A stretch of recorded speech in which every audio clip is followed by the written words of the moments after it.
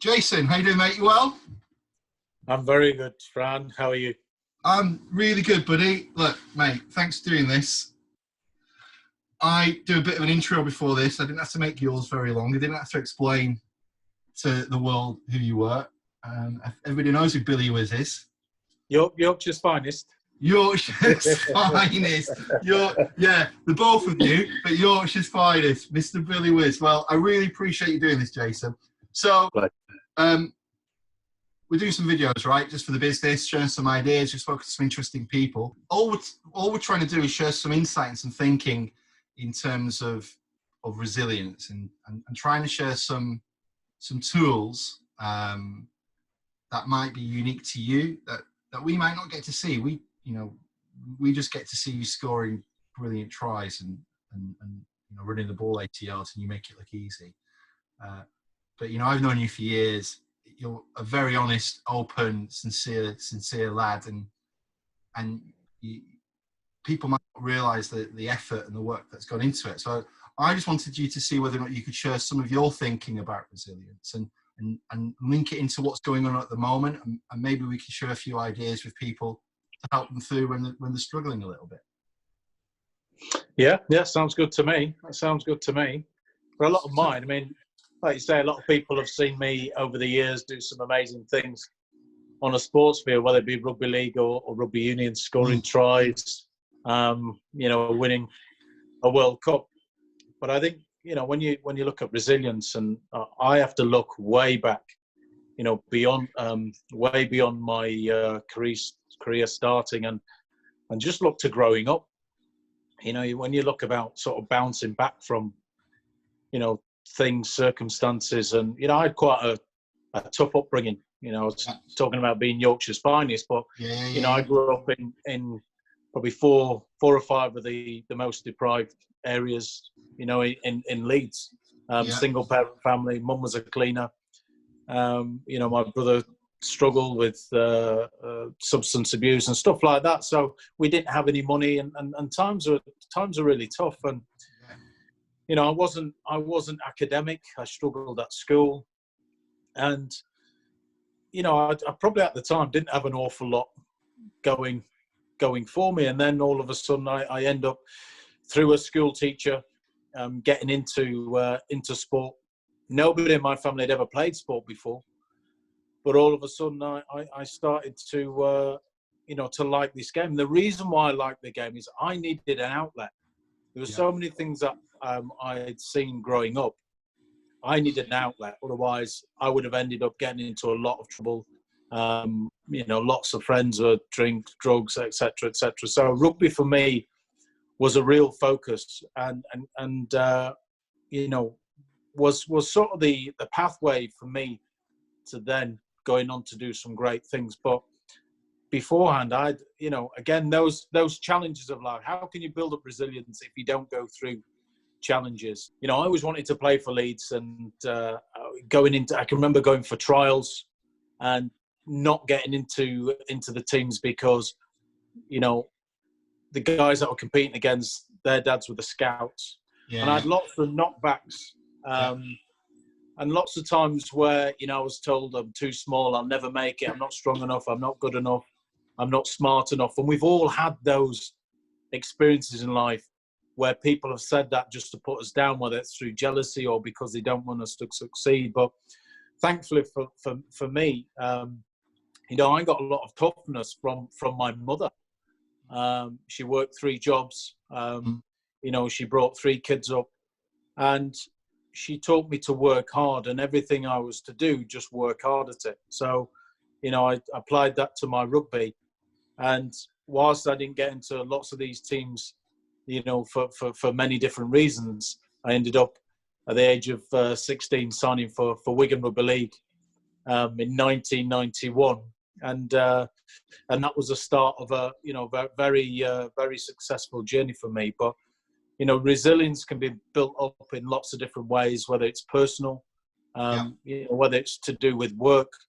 But for me, I ended up just loving a job, loving rugby, and knowing that this was probably my way out of quite a tough situation.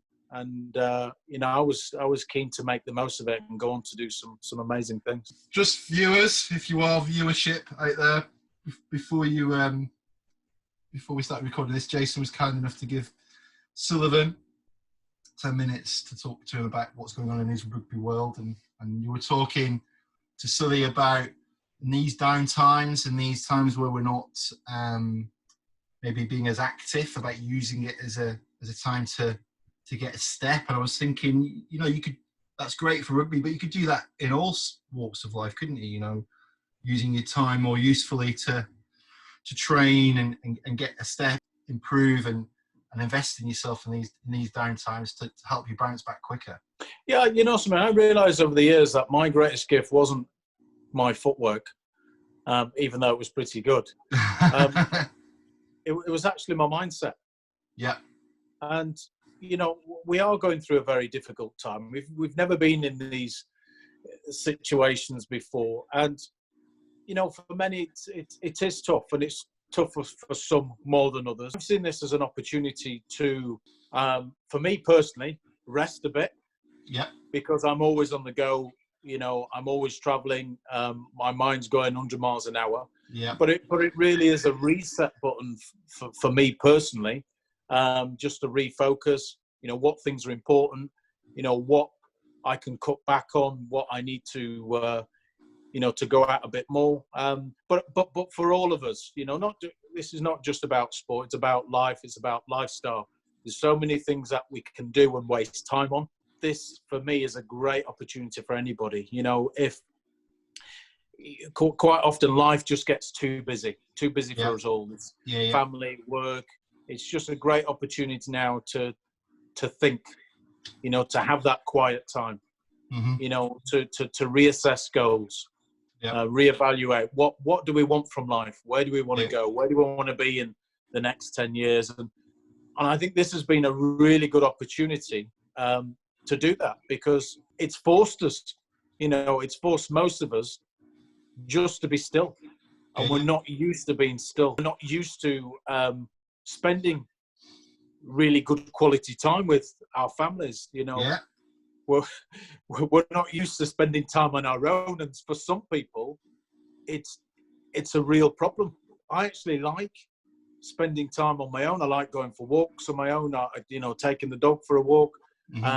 Just to clear the mind. So I see this as a challenging time, but also a good time to reset, to refocus, so that when things do open up, we don't just go headlong into everything and start chasing everything again, chasing every opportunity.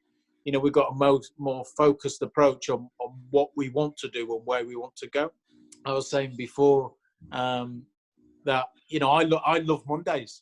And I love Mondays because everybody else hates them, and it's just a great day to get one up on everybody else, because everybody's half asleep. So Mondays normally set the tone for me in the week. So this is another opportunity just to set the tone for the rest of our lives, because I hope we never go through anything like this again. It's caught everybody off guard. I've been affected in so many different ways. Businesses, we don't know what it's going to be like going back because of close contact. And a lot of the work that I do is around sponsorship, around ambassador roles, and that entails being with people.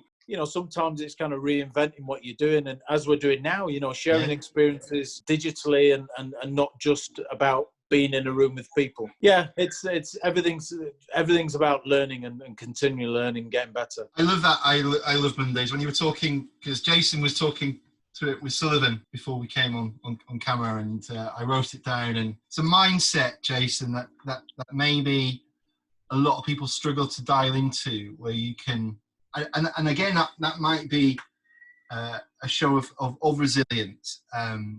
That a lot of highly proficient and elite sports people that I've met through the years, they all have a mindset where they can create opportunity in very adverse situations, whether or not they're physically tired, mentally tired, emotionally tested. They can create an ability to see opportunity, not necessarily be optimistic. I think that's too a thin a phrase, but like they look at the process and they almost enjoy the journey more than the end point. And it's transferable to anything, whether or not it's sport, business, being a good dad, being a good mate. It was really interesting you telling Sullivan, use this time to train, watch videos, get off your Xbox. It's a different mindset. Maybe you're born with it, maybe you're trained with it, but I think maybe everybody can dial into it a little bit and improve on it. Yeah, I think it's probably been more so trained for me. We're trained to look for weaknesses in our position. We're trained to, deal with pressure, work in very pressured environments. When we go to work, there could be 80,000 people watching every move you make and 10 million on TV. So, when you make a mistake, it's highlighted, it's in the newspapers and everything else. But, when you ask anybody whether it's sport or business, they all probably want the same thing. They want to be successful. But we're trained to look more at the process. If you focus more on the process, the outcome will take care of itself. I think quite often everybody wants to be the best rugby player or wants to be the most successful in business. Yeah. But it's a fine detail. It's that time, it's those sacrifices that you have to make, it's the hard work. How do you get confident? How do you get to a stage? It's quite interesting for me because I was always very, very shy, chronically shy growing up.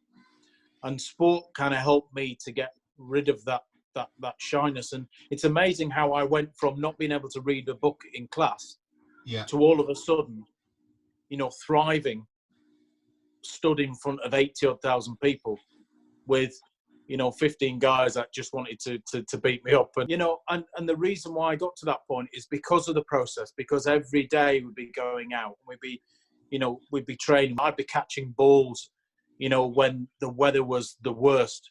And by doing that and by doing it all the time, you get confidence. And all of a sudden, if you practice under pressure, when you put in pressure situations, actually it's not pressure. It's just normal. Johnny Wilkinson, one of the best kickers in the world. There was a reason why he was one of the best kickers in the world, because he'd be out hours before training, practicing, kicking thousands of balls, hours after. It was no coincidence. It was hard work and dedication. Hard work.